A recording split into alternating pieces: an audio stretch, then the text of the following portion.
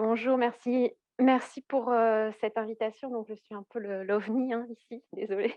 Hem, donc tête grotesque et portrait chargé, quand le difforme fait sourire l'Europe de l'époque moderne, il s'agira évidemment de parler en fait, de cette période particulière qui correspond au 16e-17e siècle et à l'émergence en fait de la caricature.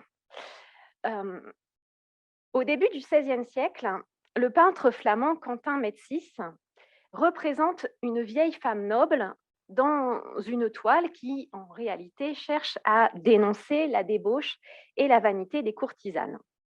Pendant très longtemps, les chercheurs s'accordaient à penser que, à l'origine de cette toile, il y avait, en réalité une vieille comtesse du Tyrol, dont la vie tumultueuse, les frasques, avaient inspiré à Médicis cette toile. Mais de récentes recherches permettent de douter, de l'identification initiale du modèle. En effet, la vieille dame représentée souffrirait probablement de la maladie de Paget, donc d'une difformité faciale, ce qui n'était nullement le cas de cette comtesse autrichienne ayant si mauvaise réputation. L'artiste se serait donc inspiré de la déformité d'un visage féminin probablement croisé au cours de ses pérégrinations pour produire en réalité une mordante satire sociale, car cette peinture utilise comme ressort comique les traits disgracieux et le décolleté défraîchi d'une vieille dame pour évidemment critiquer les courtisanes. Ça confirme, cette approche confirme les considérations d'Aristote et des théoriciens de la Renaissance pour qui la laideur suscite le rire. En digne représentant de cette idée, j'ai choisi un médecin et philosophe humaniste, Vincenzo Maggi, dans son De Ridiculis, qui date de 1550 et qui précise que la laideur ne peut faire rire que si elle est associée à la surprise. Et c'est bien le cas ici, même si vous n'êtes pas vraiment tordu de rire à présent. Ainsi donc, selon ces considérations, eh bien, la laideur a une fonction, assez particulière au XVIe siècle. Dès lors, toute image d'un visage disproportionné qui serait produite à cette période a-t-elle vocation à amuser son public? Est-ce le cas pour cette toile? Ce portrait de Charles Quint dont le prognatisme a l'air encore plus prononcé que dans d'autres peintures du souverain, alors qu'il est plus jeune, à gauche, ou alors qu'il est plus âgé et que le prognatisme est caché en fait par la barbe et se mélange à son vêtement très foncé. La déformation congénitale de Charles Quint, représentée sans aucun artifice dans la toile datant des années 1520, n'est certainement pas un moyen pour l'artiste de se moquer du prince le plus puissant de son époque. Je rappelle qu'il est à ce moment-là, en 1520, à la fois roi d'Espagne, monarchie espagnole qui a des colonies déjà très importantes, et qu'il est également empereur. Pourtant, la toile interroge, car outre la mâchoire prognate et la bouche lipue, l'empereur est doté d'un front étroit, d'une paire d'yeux globuleux, d'un nez bosselé, de joues creusées, le tout placé dans un visage d'une longueur presque inquiétante. Alors, satire ou simple effet de mimésis, volonté de coller au plus près au visage du prince, peut-être plus près que les autres portraitistes de son temps, la question reste en suspens et je ne trancherai pas. En s'intéressant donc aux différents usages du difforme dans l'art du portrait européen de la Renaissance et jusqu'au début du XVIIIe siècle, il s'agira pour moi aujourd'hui d'interroger le rapport des artistes et des contemporains à la physionomie du visage en un temps où l'apparence physique est considérée comme le reflet de l'âme. Ça, c'est très important pour comprendre un petit peu ce rapport à la beauté et à la laideur qu'ont les Européens des XVIe et XVIIe siècles. De ces représentations de faciès grotesques, d'abord griffonnées pour le plaisir de l'artiste, surgit en fait une nouvelle forme d'expression artistique dont la portée politique n'a cessé de croître jusqu'à aujourd'hui, et il s'agit donc bien de la caricature. Ce sont donc les origines du portrait chargé que je me propose d'explorer avec vous. Tout d'abord, en partant d'un rapport très particulier qui se met en place au XVIe siècle, une véritable fascination pour la laideur. Longtemps, l'art de la Renaissance, tout particulièrement en Italie, a été associé à une recherche de la beauté, plaçant dès lors toute création qui ne répondait pas aux normes esthétiques du temps comme une exécution ratée ou comme une transgression. Pourtant, dès le XVIe siècle, des artistes, et même des artistes très érudits et très éminents, témoignent d'un intérêt croissant à l'égard du laid, du difforme ou du monstrueux. Il faut dire qu'à l'époque, la médecine est balbutiante, vous le savez, et que également la consanguinité est beaucoup plus répandue qu'aujourd'hui, si bien que les occasions de croiser des personnes qui vraiment souffrent d'une difformité ou d'un handicap, ces occasions sont beaucoup plus courantes qu'aujourd'hui. Le succès des mirabilia, c'est-à-dire en fait de la fascination pour les créatures et les êtres merveilleux, s'étend à toutes les cours d'Europe et on voit apparaître justement dans ces cours princières des cabinets de curiosité. Dans un de ces cabinets de curiosité, on trouve cette toile assez fameuse, preuve de l'intérêt des puissants pour les personnes, mais aussi les objets hors normes. Ici, il s'agit du portrait d'Antonietta Gonsalus, qui orne la bibliothèque du grand-duc Ferdinand de Gonzague à Mantoue. Cette figure est particulière puisqu'Antonietta souffre d'hypertrichose universelle, c'est-à-dire elle a tout simplement le visage intégralement recouvert de poils, alors que cette pilosité singulière pourrait nous amener à rire et à se moquer de son manque de féminité. Il se dégage en fait de cette toile une surprenante émotion. Ah, je ne parle pas assez dans le micro, pardon. Ah, pardon, je n'ai pas trop l'habitude. Donc une étonnante émotion qui se dégage de cette toile puisque Antonietta finalement dégage une dignité qui peut surprendre. Elle est soigneusement habillée et coiffée et elle tient une lettre dans les mains qui est la preuve qu'elle a été éduquée, qu'elle sait écrire, qu'elle sait lire. Et donc, en fait, elle a pu évoluer au sein de la cour et bénéficier donc d'enseignements. Dans cette lettre, on trouve quoi? On retrouve ses origines familiales.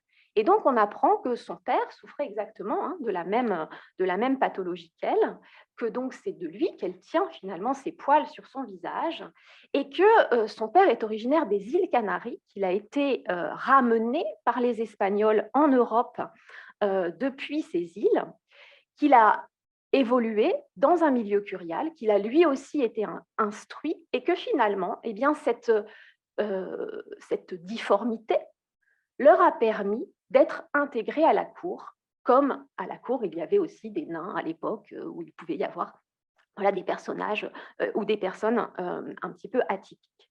Ce parcours si singulier d'Antonietta et de sa famille, ainsi que cette toile et le regard porté sur elle par la peintre Lavinia Fontana, permettent de saisir la fascination pour les êtres extraordinaires qu'il pouvait y avoir à l'époque. Nulle intentionnalité satirique ici, absolument pas, il ne s'agit pas de se moquer d'elle. Au contraire, volonté de valoriser cette enfance si particulière qui pose exactement comme les aristocrates de son temps, sachant que l'art du portrait, à l'époque, au XVIe siècle, était réservé aux élites, évidemment. Cette même fascination pour les étrangetés du monde traversait déjà l'œuvre de Pierre Boétuau, une œuvre qui est parue donc 30 ans avant la toile que je viens de vous montrer.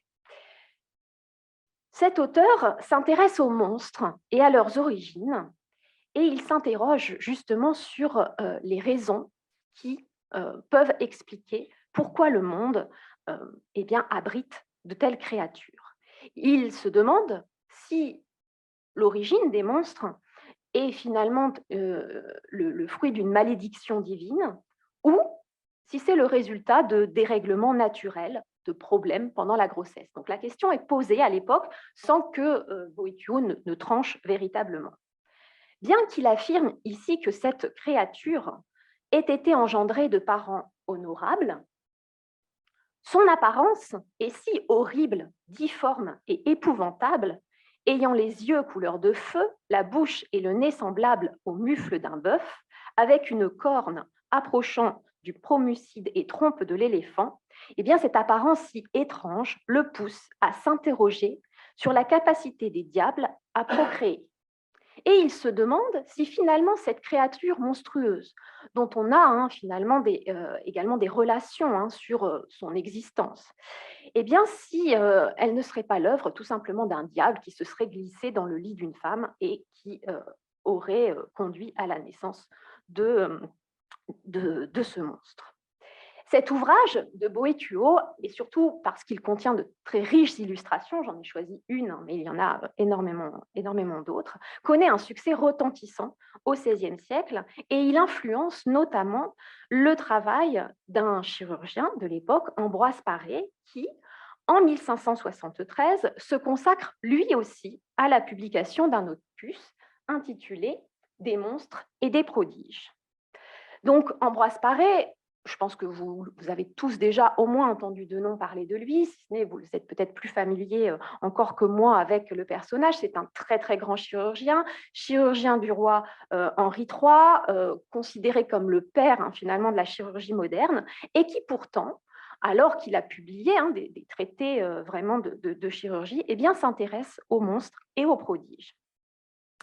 Dans les quelques pages qu'il consacre dans son ouvrage « Des monstres et des prodiges aux monstres humains », eh bien, c'est assez fascinant de voir comment est-ce qu'il aborde la chose, sachant que lui-même a disséqué aussi des créatures qui, à l'époque, étaient considérées comme monstrueuses, des siamois, par exemple. Voilà. Donc, il utilise aussi son expérience.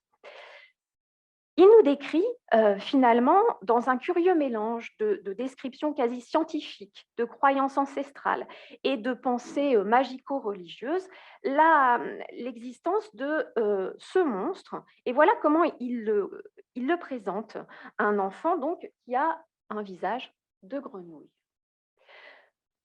Comment est-ce qu'il a été conçu, cet enfant? Car ce sont ça, les principales préoccupations des savants de l'époque. Le jeune garçon serait né en 1517 dans la paroisse de Bois-le-Roux. Et pour cela, Paré, en bon scientifique, eh bien, cite les témoins. Donc, il précise qu'il y a eu des témoins, et dans les témoins, il y a un notaire, donc un juriste, et puis il y a un chirurgien aussi. Donc, il a confiance dans ces témoins. Il cite leur nom, du reste. La conception de l'enfant serait qui serait à l'origine finalement de ce visage de Batracien est la suivante. La femme ayant la fièvre, une de ses voisines lui conseille pour guérir la fièvre qu'elle prit une grenouille vive dans sa main et qu'elle la tint jusqu'à ce que la dite grenouille fût morte. La nuit, elle s'en alla coucher avec son mari, ayant toujours la dite grenouille dans sa main. Son mari et elle s'embrassèrent et elle conçut. Et par la vertu imaginative, ce monstre aurait été ainsi produit, comme tu vois par cette figure.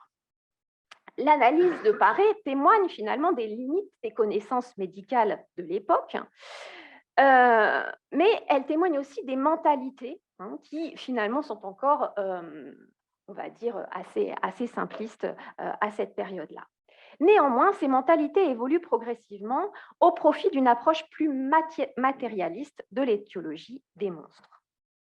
Comme le chirurgien ou le naturaliste, l'artiste, lui aussi, se doit d'être un fin observateur du vivant. Et il peut lui aussi chercher à classer les individus. C'était déjà ce que faisait Ambroise Paré. Il classait les monstres les uns après les autres et il essayait de les catégoriser. C'est la même chose du côté des artistes, avec cette volonté de classer les êtres. Et c'est ce qu'on retrouve dans le travail d'un grand graveur de l'époque, Albrecht Dürer, qui s'essaie à l'exercice dans un traité, le traité des proportions du corps humain. Que cherche à faire Dürer? Dürer, c'est le graveur, peut-être vous le connaissez pour la fameuse gravure du rhinocéros. Voilà. Que cherche à faire Dürer ici? Eh bien, il va placer le visage d'un homme dans un cube quadrillé, et il écarte ou rapproche les lignes afin de former des visages aux formes et aux expressions diverses. Un peu plus loin dans son ouvrage, il va uniquement utiliser des lignes horizontales et en jouant sur ces lignes, eh bien, il va finalement déformer le visage. Toutes ces expérimentations ne sont en fait que des caricatures de laboratoire. Il n'y a pas de volonté finalement de produire du rire ou de critiquer une personne, mais simplement de s'interroger sur les proportions d'un visage et sur la manière de le déformer, si on allonge un front, on raccourcit un nez, etc. Quel est l'objectif de Dürer ici? Tout simplement de former les futurs artistes de son temps afin que ces jeunes artistes puissent être capables de figurer le beau. C'est ce qu'il nous dit. Il n'est rien si certain que ceux qui ont la connaissance de la difformité et la laidure pourront facilement entendre ce qui leur est à éviter en une entreprise d'un ouvrage de bonne grâce. Il est de vrai nécessaire que comme plus quelqu'un fuira la difformité, de tant plus approchera-t-il de la beauté. Il faut être capable de savoir d'où vient la laideur et de comment la dessiner en définitive pour pouvoir approcher la beauté. Un autre esthète, Léonard de Vinci, a lui aussi été animé par cette quête de la beauté idéale et des proportions harmonieuses. Il consacre pour cela des heures à griffonner des visages, des silhouettes croisées au détour des rues. Vous avez ici une étude sur un buste de femme. Mais il lui arrive aussi, Léonard de Vinci, de croiser des visages étonnants et d'en produire de véritables têtes grotesques, mi-humaines, mi-monstrueuses. Vous remarquerez ici, et vous reconnaîtrez sans doute, au milieu à gauche, le profil de la comtesse de Médicis que je vous ai montré tout à l'heure. Pendant très longtemps, on pensait que c'était Léonard de Vinci qui avait influencé Médicis, et aujourd'hui, on sait que c'est l'inverse. En fait, c'est Léonard de Vinci qui avait vu la toile de Médicis et qui a été assez fasciné par ce visage. Vous remarquerez aussi comment c'est construit, c'est-à-dire qu'à cette comtesse avec son espèce de mâchoire très proéminente, presque simiesque, répond finalement une difformité en face qui n'est pas du tout la même. Donc des couples qui se font face. Dès ses premières années passées à Florence, puis pendant son séjour milanais, de Vinci multiplie justement les esquisses de visages humains et il aime à finalement les faire se répondre, à créer des couples curieux tels que celui-ci, où l'on voit finalement un homme avec un menton proéminent, prognate en l'occurrence, qui fait face à une femme, c'est une femme, oui, avec les cheveux tirés, qui, elle, a au contraire un menton qui est plutôt en retrait, plutôt fuyant. Donc là, il juxtapose deux motifs contraires, comme c'est assez habituel à l'époque. Est-ce que c'est sa seule intention d'étudier finalement les proportions du visage, de s'amuser avec des visages qui sont laids? Pendant très longtemps, les spécialistes de Léonard de Vinci sont restés dubitatifs. Ils se sont demandé, ils ont hésité à savoir s'il y avait de la caricature ici ou pas. Et pour cela, ils sont allés chercher dans les écrits du grand maître.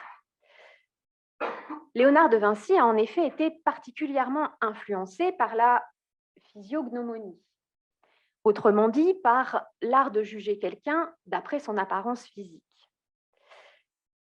Ce terme de physiognomonie désigne en réalité ce qui, à l'époque, est considéré comme étant une science qui permettrait de connaître le caractère humain par l'examen des formes et des attitudes, et notamment des traits du visage. Alors, Léonard de Vinci ne souscrit pas complètement à la physiognomonie, il reste dubitatif, mais il remarque néanmoins son utilité pour l'artiste. Il est vrai que les traits du visage manifestent en partie, et c'est moi qui ai mis en gras, la nature des hommes, leurs vices et leur complexion. Si les traits qui, dans un visage, marquent la séparation entre les joues et les lèvres, et entre les narines et le nez, et entre les yeux et les pommettes sont accusés, il s'agit d'hommes joyeux qui rient beaucoup. Et ceux qui les accusent peu sont engagés dans la méditation. Et ceux qui ont les parties du visage très saillantes ou très enfoncées sont bestiaux et coléreux, dépourvus de raison. Et ceux qui ont les lignes fortes et visibles entre les sourcils sont irascibles. Et ceux qui ont les lignes transversales du front profondément tracées sont voués au tourment manifeste ou caché. Et on peut interpréter de la même manière beaucoup d'autres parties du visage. Donc, il trouve cela utile pour l'artiste, même s'il est bien conscient que dans la vie de tous les jours, l'application est plus théorique que réelle. En conséquence, ces visi monstruosi, tels que les appelle Léonard de Vinci lui-même, doivent-ils être compris comme des observations anatomiques des difformités humaines croisées dans la rue, des variations autour de l'équilibre et du déséquilibre des proportions, ou des exercices de divertissement, finalement des proto-caricatures? Sans doute un peu des trois à la fois. Regardons à nouveau ce couple étrange. Ne remarquez-vous pas une différence de taille entre l'homme et la femme? Si tel est le cas, s'il y a donc bien une différence de taille que l'on voit, celle-ci indique très probablement qu'il y a eu un décalage temporel dans l'exécution des deux dessins. Pourquoi est-ce qu'il aurait réalisé l'homme plus grand que la femme? Il n'y a pas véritablement d'utilité ici, ni de volonté de créer de la perspective, rien de tout ça. Si tel est le cas, donc, et qu'il y a ce décalage temporel, le geste de la femme, portant tendrement la main vers le menton de l'homme, remarquez ce geste, et finalement, c'est très certainement un ajout postérieur qui met encore plus l'accent sur la difformité de son amant. Mais en unissant les deux figures de cette manière, Léonard de Vinci en fait un couple âgé dont la laideur semble se répandre. Dès lors, on peut se demander si ce dessin d'un couple et d'un vieux couple n'est pas une parodie d'autres types de représentations très en vogue à l'époque, des représentations de couples mariés qui se font face. Les têtes de grotesques de Léonard de Vinci connaissent un succès très important, alors même que l'artiste ne les diffuse pas publiquement. Vous voyez, il s'agit toujours de dessins, donc elles ne sont pas diffusées à l'époque sous forme de gravure. Ce qui permet finalement leur célébrité et leur succès, ce sont les élèves du maître qui, le voyant griffonner et le voyant réaliser ce genre de dessin, eux-mêmes se mettent à faire la même chose. Et donc, ça devient en vogue dans cette Italie de la fin du XVIe siècle. C'est donc assez paradoxal, mais dans un des principaux foyers de l'art renaissant que s'expérimentent les premières formes caricaturales, au moment justement où les réflexions sur la théorisation de la beauté se multiplient et où la laideur, comme la grossièreté, cessent d'être finalement des attributs réservés aux seules figures populaires. Car à l'époque, quand on représentait un laid dans les tableaux, dans les peintures, c'était soit pour représenter des pauvres, soit pour représenter des damnés. Voilà. Quand vous allez à l'église et vous regardez les tableaux des enfers, toujours ils sont horribles. Voilà. Les spécialistes s'accordent à dire qu'en réalité, les premiers maîtres de la caricature seraient les frères Carrache, artistes donc italiens, fin XVIe, exactement à peu près la même période que Léonard de Vinci, qui se seraient amusés pour se divertir à faire ce genre de dessin. Grâce à la reproductibilité des œuvres qui est permise par la gravure et également grâce à l'usage du papier, eh bien cette pratique du dessin, du portrait-charge se diffuse dans le reste de l'Europe. Et ainsi, depuis l'Italie, on va voir ce genre de planches, ici, caricature des dieux de l'Olympe, sachant que les dieux de l'Olympe sont censés être éternellement beaux, éternellement jeunes, incarner la beauté idéale. Vous voyez qu'ici, ça n'est absolument pas le cas. Donc, on a, dans le milieu artistique, on commence à prendre de la distance par rapport justement à ce diktat d'une recherche perpétuelle de la beauté. Jeu graphique, d'abord pratiqué dans des cercles étroits et de manière récréative, la caricature s'affirme progressivement comme une forme de contestation artistique. En effet, il s'agit finalement d'un geste de transgression au départ, transgression contre cet idéal du beau. Ce faisant, l'artiste revendique finalement le droit de créer aussi du laid, et donc il revendique une certaine forme de liberté. C'est exactement ce que l'on trouve comme plaidoyer dans la préface d'un album justement d'Animal Carrache, album qui est publié plus tardivement au milieu du XVIIe siècle. Lorsqu'un peintre de valeur fait bien un portrait-charge, il imite Raphaël et les autres bons auteurs qui ne se contentent pas de la beauté naturelle et vont chercher dans plusieurs objets ou dans les statues les plus parfaites pour faire une œuvre en tout point parfaite, de sorte que faire un portrait-charge n'est pas autre chose que d'être un excellent connaisseur des intentions de la nature. Quand elle fait ce gros nez ou cette grande bouche afin de faire une belle difformité de cet objet, mais n'étant pas arrivée, elle, à altérer ce nez ou cette bouche ou telle autre partie, au point que l'exagérerait la beauté de la difformité, l'artisan de valeur, qui sait apporter aide à la nature, représente cette altération beaucoup plus expressément et place devant les yeux du spectateur le portrait-charge à la mesure qui convient le mieux à la difformité parfaite. Là, on a vraiment l'éloge du caricaturiste qui est capable de faire encore plus laid que la nature elle-même et donc de surpasser la nature. C'est donc parce qu'un groupe d'artistes bolonais a su s'émanciper de la doctrine classique de la beauté idéale que la caricature a pu apparaître puis connaître un essor remarquable. Cet essor remarquable a lieu au XVIIe siècle, en réalité. Mais à l'époque, pour l'instant, ce mot caricature n'existe pas encore, il n'a pas été inventé. Pour désigner ces dessins qui sont censés créer des dérisions du visage, on parle de portrait chargé. Pourquoi portrait chargé? Parce que l'idée, c'est d'accumuler finalement les défauts à partir d'un visage. Donc, on charge. Voilà pourquoi ça vient de là. Comment ça passe d'un pays à l'autre? Eh bien, on a une anecdote pour le passage de la caricature, l'arrivée de la caricature en France. On a une anecdote. Elle nous vient tout simplement de la venue d'un artiste italien, pas n'importe lequel, le Bernin, celui qui a fait, par exemple, la basilique Saint-Pierre de Rome, rien que lui. Voilà. Le Bernin est invité en France par Louis XIV pour être représenté par lui. Et Louis XIV pose devant lui à l'été 1665. Sauf que pendant cette séance de pause, il est sollicité par un de ses proches. Et que ça indispose le cavalier Bernin qui en a assez de s'interrompre toutes les 2 minutes et d'avoir le roi qui a la bougeotte. Donc, il s'exprime, et que dit-il?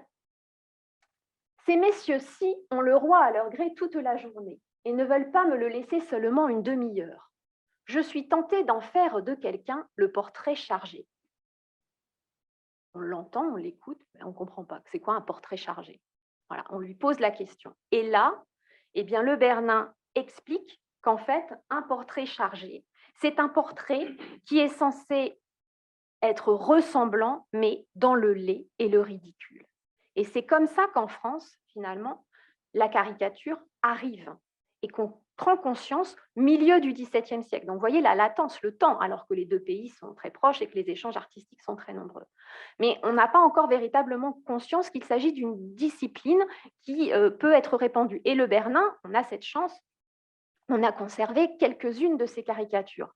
On voit bien que par rapport à ce qu'il est capable de produire sur le plan artistique, il s'agit bien là de dessins caricaturaux. Alors celui du pape est évidemment assez amusant, mais même celui de ce cavalier, de ce gentilhomme français, peut-être est-ce exactement à la suite de cette séance de pause que le Bernin a réalisé cette caricature d'un cavalier français, d'un gentilhomme français.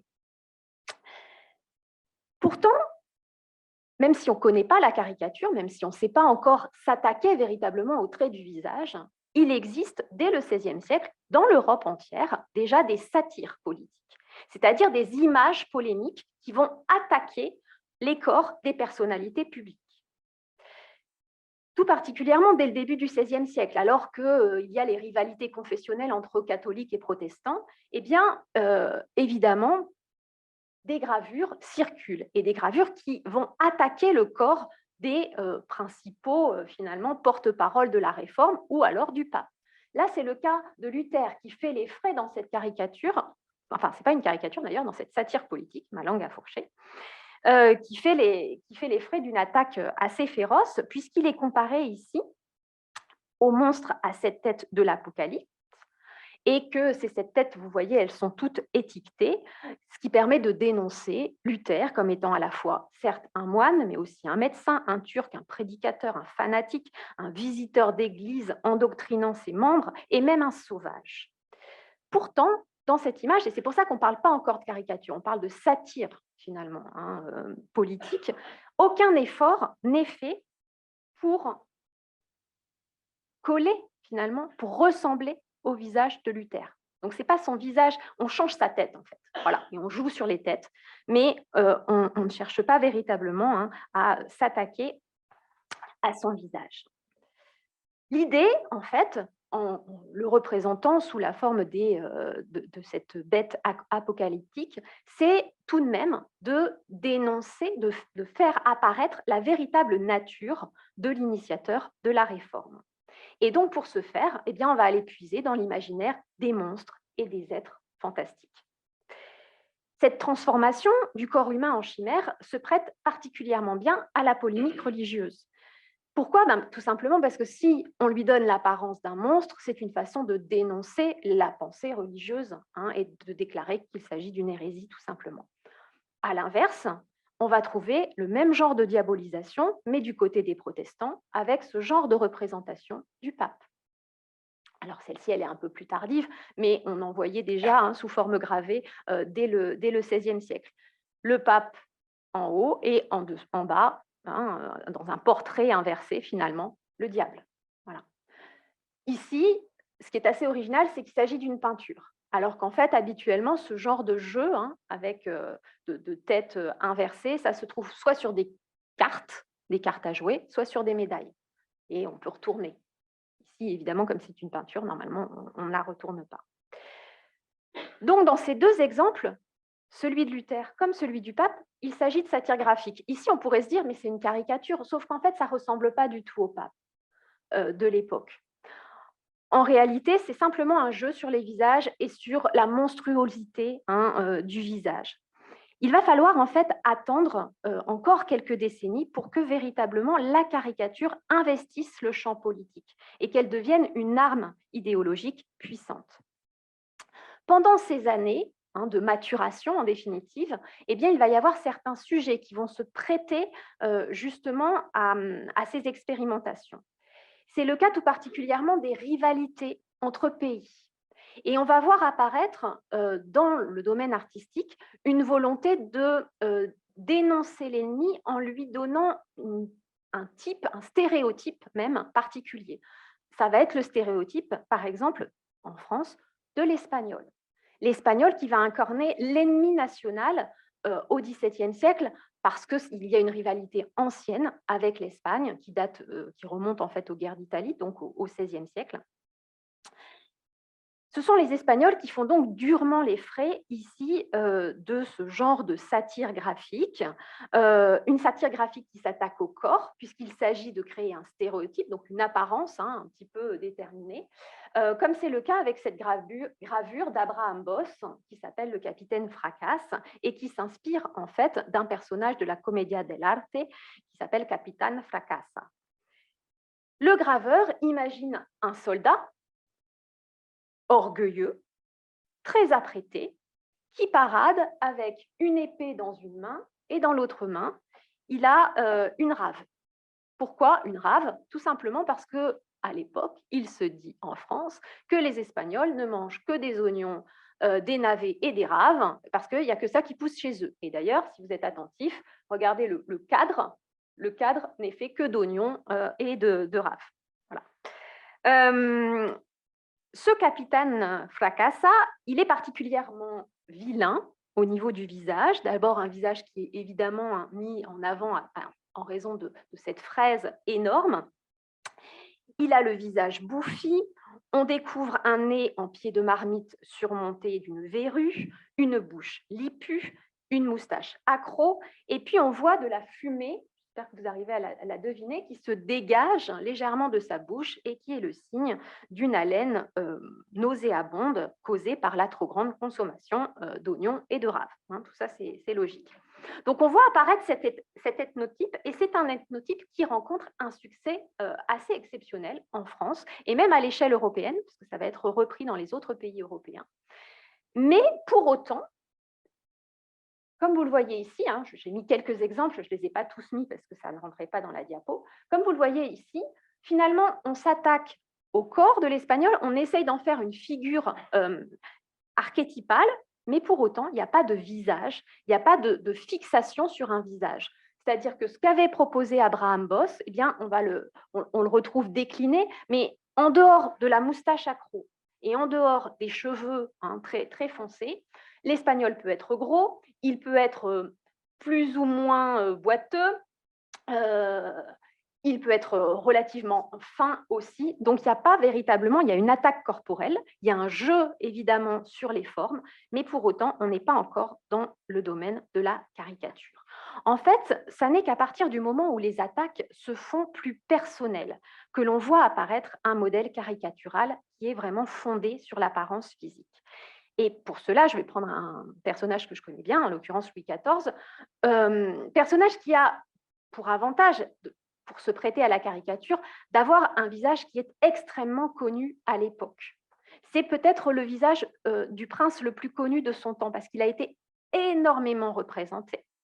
En France, par ailleurs, il y a son profil sur la monnaie de l'époque. Donc déjà, ça permet aussi de familiariser les Français avec cette apparence. Mais même à l'échelle européenne, il a eu énormément de portraits. Et puis, il y a aussi un commerce artistique qui existe. Donc, visage très connu, ce qui permet forcément de s'en moquer.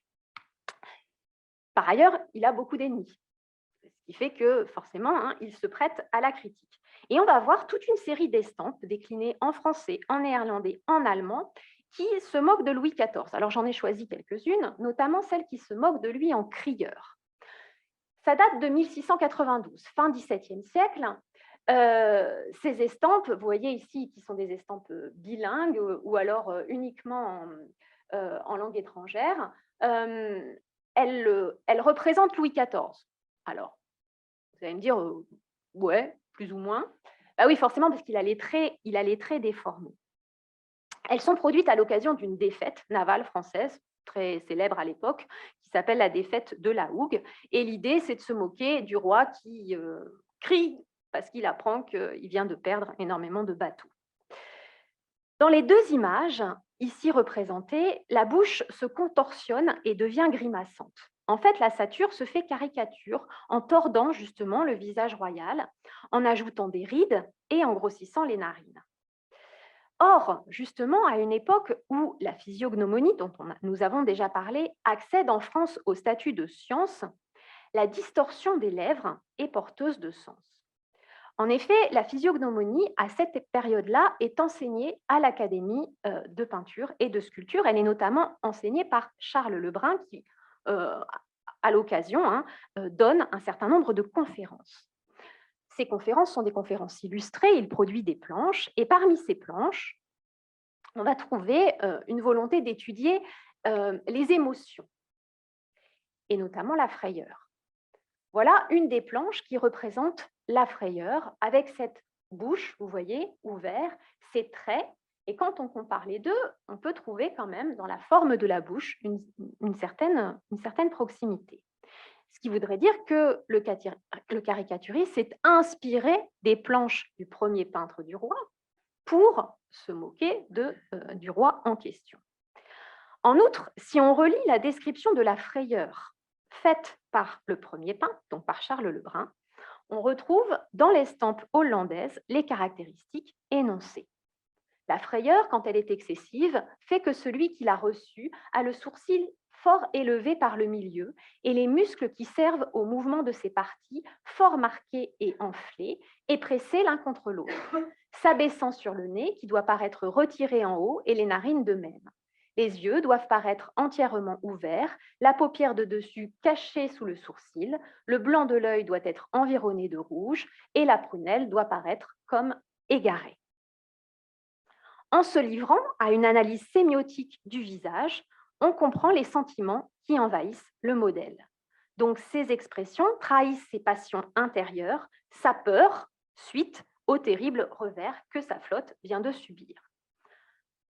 En outre, au XVIIe siècle, la bienséance exige le contrôle des mouvements, d'autant plus de la part d'un monarque dont la maîtrise du corps doit être exemplaire. Figurer Louis XIV en train de crier relève donc de la caricature, surtout quand on sait à quel point le roi surveille ses expressions, surveille son comportement, ses attitudes et surtout surveille sa parole. C'est un roi qui parle peu, qui distribue peu sa parole en public. Tous les traités de civilité dès le XVIe siècle affirment qu'avoir la bouche ouverte en société est tout à fait inconvenant. Pour preuve, Erasme. Alors mince, j'avais oublié cette petite représentation. Ne tient pas bouche béante comme un niais. Il est indécent de faire prendre à sa physionomie toutes sortes d'aspects, comme de se plisser le nez, de se rider le front, de relever les sourcils, de se tordre les lèvres, d'ouvrir brusquement puis de fermer la bouche. Toutes ces grimaces indiquent un esprit aussi inconstant que frotté. En fait, les bouches ouvertes sont réservées, c'était la toile qui était juste avant, à ce genre de représentation. Jérôme Bosch, voilà, la laideur. Voilà, ils n'ont pas l'air très, très futés, on est quand même d'accord là-dessus. Donc forcément, il y a une critique. Il y a une critique incontestable que de représenter le roi avec la bouche ouverte. Ces caricatures, insistant sur la béance de la bouche de Louis XIV, soulignent donc une sorte d'échec de civilisation des mœurs chez le roi, le renvoyant au statut d'être non civilisé, c'est-à-dire pour ses ennemis de barbares. De plus, sur un plan strictement artistique, l'ouverture de la bouche est tout à fait inhabituelle dans le genre du portrait au XVIIe siècle. Enfin, la bouche, située dans la zone inférieure du visage, est communément associée aux orifices du bas du corps. On assimile par conséquent la bouche à la vulgarité et à l'obscénité. Dès lors, en fait, on comprend que le portrait réalisé par ce caricaturiste est en fait celui de l'homme impudique, tel qu'il a pu être décrit par un auteur italien, Giambattista della Porta, en 1586. D'après la description que propose cet auteur, un homme impudique a les genoux ployants, la tête penchant du côté droit, les membres tremblants, les jambes et les pieds tournés, et sa voix imite le cri du cygne ou le son de la trompette. Là, on a un crieur. En renvoyant à la figure de l'homme impudique, telle que décrite par Della Porta, et en évoquant également les planches qui présentent les métiers, notamment le métier de crieur, qui est un métier à l'époque, un crieur public, eh bien, vous voyez, cette caricature, finalement, se place au carrefour de plusieurs genres artistiques. Elle offre un savant mélange entre, justement, références scientifiques, artistiques, production populaire, pièces d'actualité, et ce qui veut dire qu'elle a donc plusieurs niveaux de lecture. C'est pour ça qu'elles sont aussi célèbres et qu'on les trouve déclinées sous différentes façons. Le portrait chargé, donc, investit désormais l'espace public et contribue à miner les pouvoirs en place. Preuve supplémentaire que le règne de Louis XIV constitue un tournant dans l'histoire de la caricature, ce frontispice qui propose une analogie entre Louis XIV et un être monstrueux. Donc là, on va retrouver un petit peu ce qu'on a pu tout à l'heure rencontrer avec Luther, par exemple. Sauf que, il y a quand même une différence ici. Donc, c'est une créature polycéphale, avec un corps de panthère, des pattes d'ours, qui sort des eaux et qui progresse vers le rivage. On voit bien la menace. Le graveur s'est inspiré de près de la description faite par Jean dans la Bible. Je croyais avoir mis cette description, la voici. Alors je vis surgir de la mer une bête ayant 7 têtes et 10 cornes. Sur ses cornes, 10 diadèmes, et sur ses têtes, des titres blasphématoires. La bête que je vis ressemblait à une panthère, avec les pattes comme celles d'un ours et la gueule comme une gueule de lion. Et le dragon lui transmit sa puissance et son trône et un pouvoir immense. Donc, vraiment, si je remets l'image, voilà, association Louis XIV, bête de l'Apocalypse, très bien. Pour créer le monstre, le graveur procède finalement à une hybridation du visage du souverain. On reconnaît le visage du roi, on reconnaît notamment la perruque, en l'occurrence, avec celle d'un lion. Et évidemment, il remplace les restes du membre du corps par des éléments disparates que la nature ne saurait associer. Plusieurs références ont servi à l'artiste pour créer cette composition. Les premières, évidemment, on les a en tête, ce sont ces références de gravures monstrueuses du XVIe siècle. Luther, que je vous ai montré tout à l'heure, mais aussi ces représentations des monstres, des prodiges, vous voyez, avec ce genre de créatures. Et puis également, l'artiste peut avoir en tête déjà des satires politiques qui existent dès le XVIe siècle, comme celle-ci, qui est une satire attaquant Henri III, où vous voyez ici, encore au XVIe siècle, il y a juste substitution du visage par un autre visage. Donc ça peut être la première référence. La seconde référence est assurément une autre satire politique du roi Louis XIV, celle-ci, qui fonctionne un petit peu à la manière de l'image que je vous ai montrée tout à l'heure avec le pape, de tête inversée. Mais cette fois-ci, c'est Louis XIV avec comme contrepartie un lion, mais un lion édenté.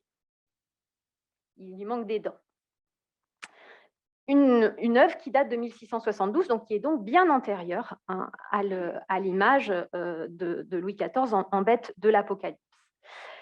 Romain de Hooge, ici, a peut-être en tête les conférences justement de Lebrun dont je vous parlais, parce que parmi ces conférences, oui, certes, Lebrun travaille sur les émotions, mais Lebrun aussi propose des planches qui rapprochent les visages humains des animaux, par exemple du lion.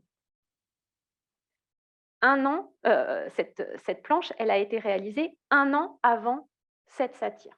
Donc, il est fort probable, d'autant que Romain de Hooge, il a fait un séjour en France. Il est venu en France, il a rencontré le roi, il connaît les artistes, donc il est fort probable qu'il se soit inspiré de cela pour produire ceci, et ensuite que ça ait donné la fameuse représentation de la bête de l'Apocalypse.